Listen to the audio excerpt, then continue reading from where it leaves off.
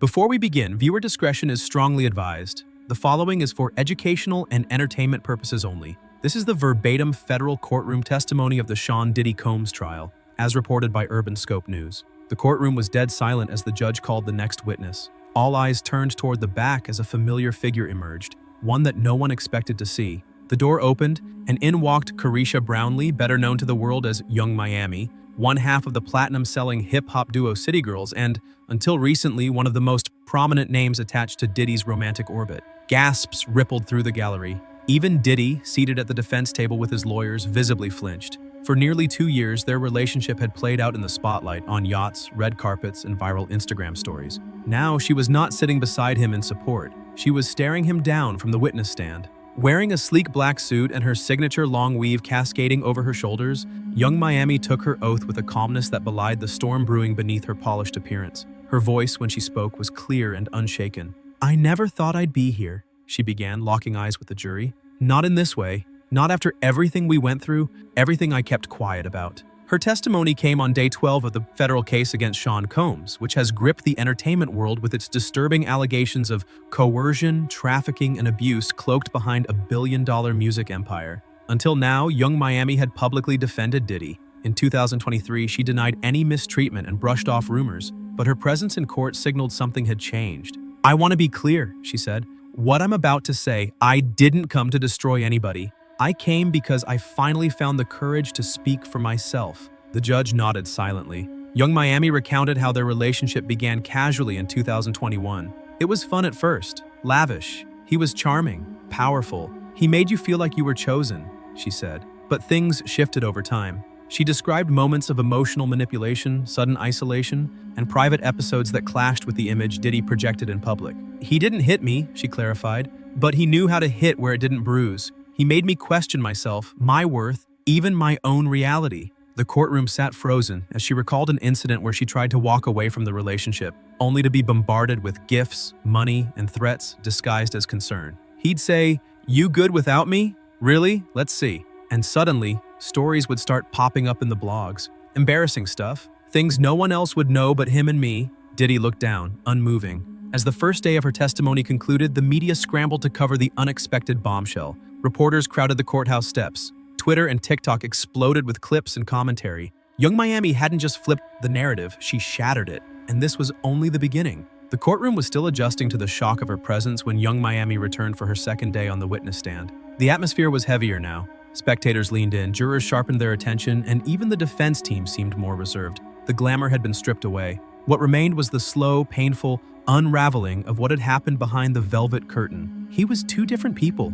she began, her voice more subdued than the day before. "The man you saw at parties, the man on Instagram, wasn't the man I saw at 3 a.m. behind closed doors." She spoke of psychological warfare, mind games, mood swings, and sudden withdrawals of affection that left her second-guessing her own instincts. "Some days, I was the queen. The next day, I was told I was replaceable. And not just told, shown." Young Miami described how Diddy kept her close but never truly gave her clarity. "I wasn't his girlfriend. I wasn't a side piece. I was an accessory, something to show off. But I wasn't allowed to make demands, ask questions, or set boundaries." She recounted long, drawn-out arguments where Diddy would raise his voice, slam objects, not at her, but near her. "He never hit me, but it felt like violence, like walking on glass all the time." Her testimony painted a picture of a woman trapped not by force, but by fear, loyalty, and financial entanglement. Prosecutors introduced private messages, some flirtatious, others threatening, that showcased a toxic mix of affection and control.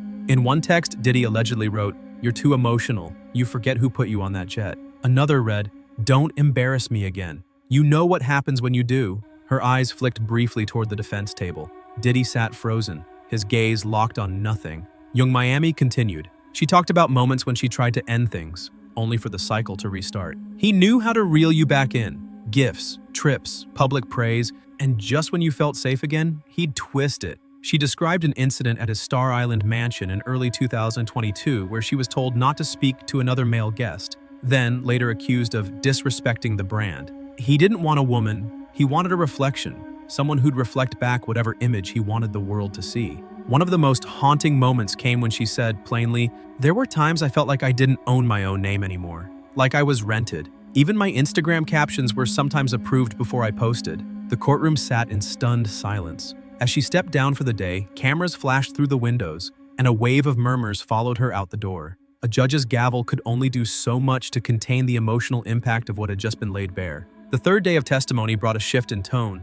Young Miami, still poised, arrived in a conservative gray pantsuit. Gone were the long eyelashes and bold accessories. Her face was bare, her voice sharper. "Everyone talked about the money," she began, eyes scanning the room. "But nobody asked what it cost." The courtroom leaned in. She addressed the public's perception that she was a willing participant in a glamorous arrangement. Yes, there were gifts, cars, designer clothes, a condo with a view, but none of it came without expectation, she said, locking eyes with the jury. That wasn't love. That was control disguised as care. The prosecution asked her to elaborate. "It wasn't a relationship, it was ownership wrapped in luxury," she said. He'd say things like, "You're not on my payroll, you're my priority." But if I didn't answer a call in time, if I skipped an event or posted something he didn't approve of, the energy shifted fast. Suddenly, I was ungrateful. Suddenly, I was disloyal. Her testimony painted a picture of strategic generosity. Lavish gifts were delivered when things got tense, when she asked too many questions, or when another woman popped up online. "It was hush money," she said, "but I didn't realize it then. I thought he was spoiling me. I didn't understand he was silencing me." At one point, the prosecution asked if she was ever given cash directly. "Yes," she nodded. "Stacks, sometimes in a Chanel bag, sometimes in envelopes. It felt good at first, I won't lie, but after a while it felt like payment for something I didn't agree to." She paused. "I'm not a prostitute. I never sold myself," she added, referencing the public backlash that followed the allegations made in Lil Rod's lawsuit. "But I understand now why people started seeing it that way. When someone pays to keep you close but controls your every move, that's not love, that's power." Young Miami revealed that she once tried to renegotiate the terms of their financial relationship, asking to invest in her own name, to put her money into property. "He laughed," she said. "You don't need to build nothing," he told me. "You already got me." That's when I knew I was never meant to be independent in his world. The jury took notes. Some looked stunned. One juror nodded slowly as she spoke. "I thought I had freedom," she continued, "but every dollar came with a leash." The defense team sat stone-faced, occasionally whispering. Diddy refused to look at her. When court adjourned, the air was thick. Outside, media outlets plastered headlines like, "Young Miami says Diddy bought her silence," and "More than a girlfriend, the price of power." But inside, the truth was still unfolding.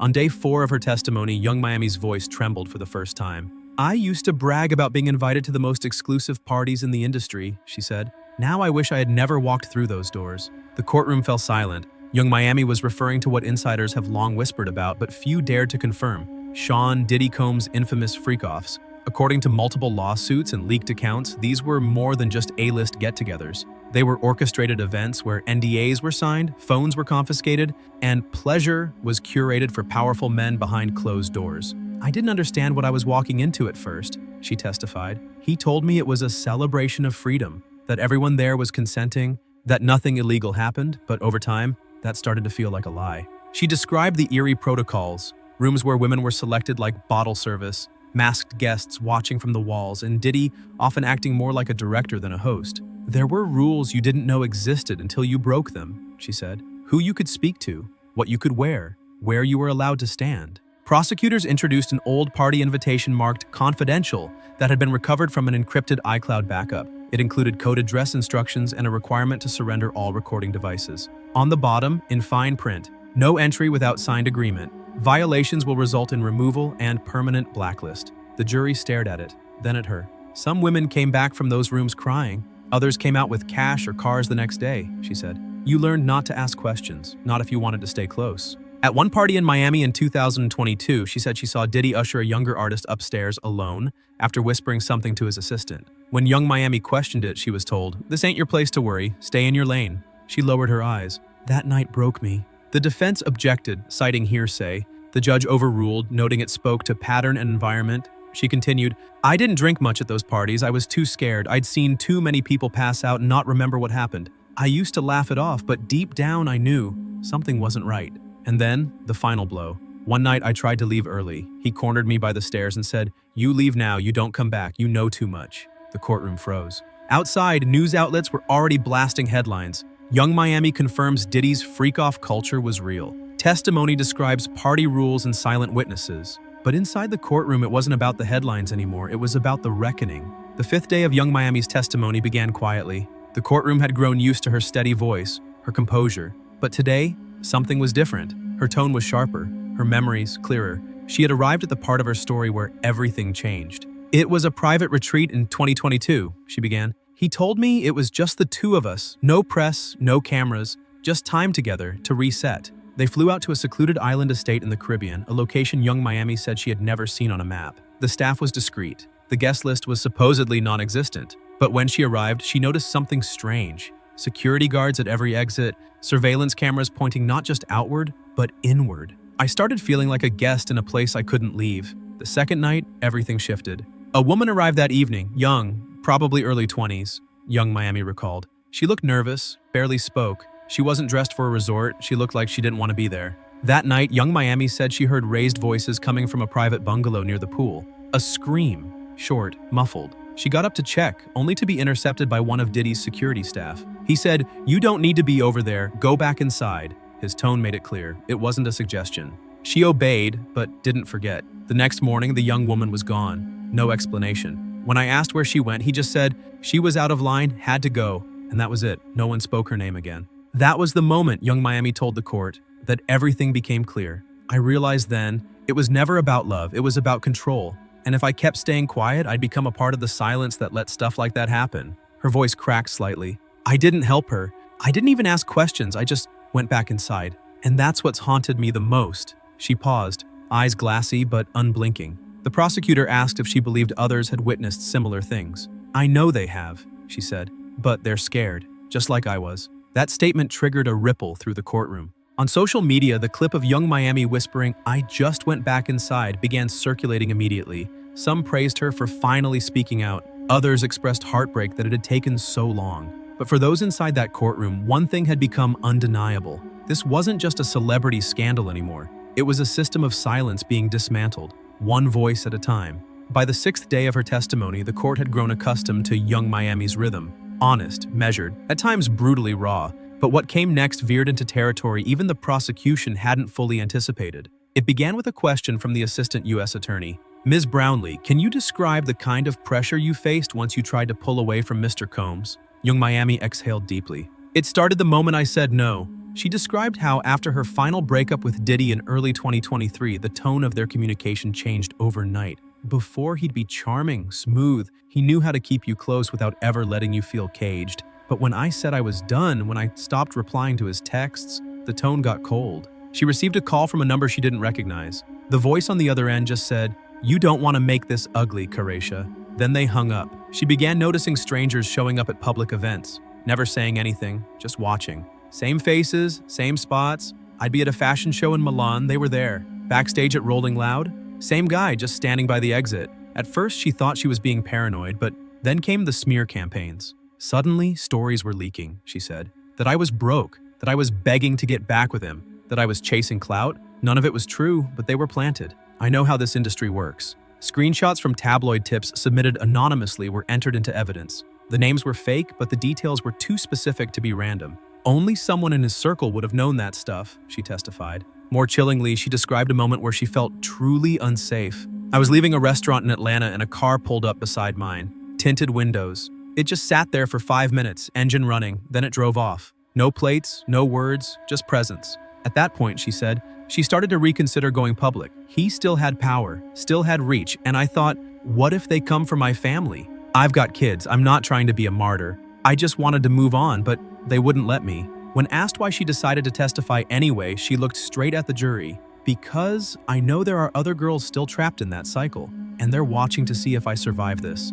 Gasps echoed in the gallery. Even a few jurors shifted in their seats, visibly shaken. Outside the courthouse, security was increased. Protesters and supporters gathered behind barricades. The internet exploded with hashtags like #StandWithCaresha and #BreakTheSilence. But inside that courtroom, one thing was clear. Young Miami wasn't scared anymore. The tension was thick by the 7th day of testimony. Every corner of the courtroom buzzed with anticipation. Reporters' pens hovered over notepads, and jurors leaned forward, waiting to hear what many suspected would be the most emotional moment yet. Young Miami took her seat on the witness stand with a calm that only survivors know. When asked by the prosecutor to describe her last face-to-face encounter with Diddy, her voice dropped to a lower register. "It was in March 2023, she began. "At first, I didn't even want to see him again. But he kept pressing, calling, messaging, sending people to talk to me. Eventually, I agreed to meet him at a Beverly Hills property he was renting at the time. I told myself it was for closure." She paused and looked down at her hands. But that's not what it was.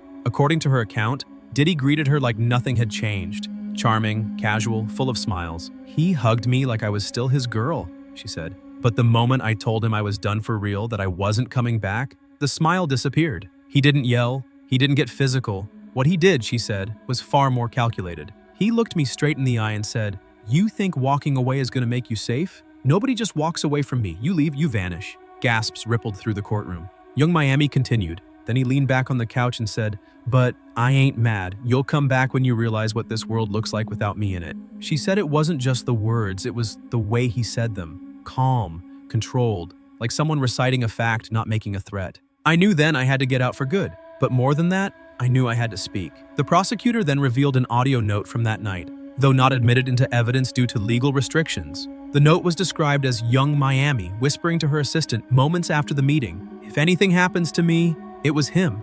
The room went cold. Defense attorneys objected, but the judge allowed the transcript summary to be read aloud. And, as the final words echoed, it was him. Diddy's head sank for the first time in days. Outside the courthouse, news of the testimony spread like wildfire. Social media flooded with reactions, with many comparing young Miami's strength to that of other survivors who had taken the stand before her. But inside that room, it was no longer just about drama or celebrity. It was about fear and the courage to face it. The final day of young Miami's testimony arrived with a sense of gravity. The courtroom was packed. Even the aisles were lined with sketch artists, journalists, and quiet observers who had returned each day waiting for this moment. When she took the stand for the last time, the energy shifted. She wasn't just a witness anymore, she was a woman reclaiming her voice. The prosecutor asked her one final question. "Caresha, why now? Why speak after all this time?" She didn't hesitate. "Because I was tired of lying for him," she said. "Tired of pretending I was happy. Tired of acting like the money made it okay." Her voice didn't waver, but her eyes shimmered with unshed tears.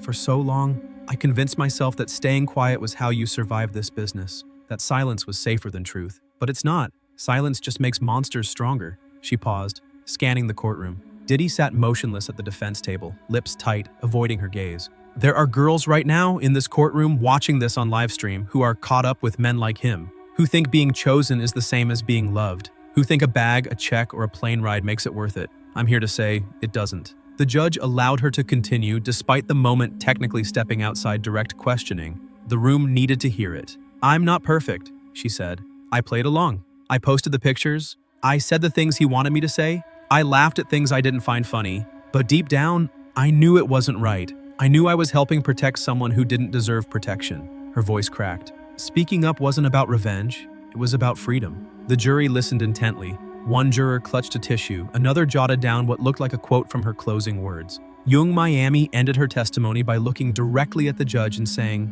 "This isn't just a trial. It's a mirror. For the music industry, for women like me, for everyone who stayed silent too long." And then she stood. The courtroom, stunned into silence, watched her walk back to her seat. Outside, headlines were already flooding in. Young Miami, silence makes monsters stronger. Not just a girlfriend, a survivor. But inside, those last words rang louder than any headline. This was no longer about Diddy. This was about every woman who ever thought she had to stay quiet. And now, thanks to Young Miami, some of them might just start speaking.